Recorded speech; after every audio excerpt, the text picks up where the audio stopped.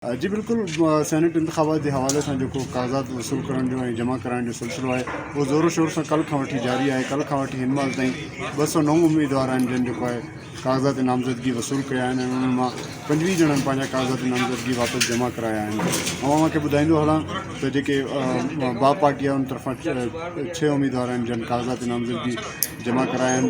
जॾहिं त BNP mangle तरफ़ां 2 उम्मीदवारनि कागजात नामज़दगी जमा कराया आहिनि। जॾहिं त ॿियनि पार्टियुनि तरफ़ां बि ईअं ई 2 उम्मीदवारनि कागजात नामज़दगी जमा कराइनि। ऐं अव्हांखे ॿुधाईंदो हलां त इहो सिलसिलो सुभाणे ताईं जारी रहंदो, जंहिंखां पोइ स्क्रूटनी जो अमल शुरू कयो वेंदो, जंहिंमें उन्हनि जे कागज़नि जी जेको आहे पट फोड़ शुरू कई वेंदी आहे। उनखां पोइ उन्हनि खे जेको फाइनलाइज़ कयो वेंदो।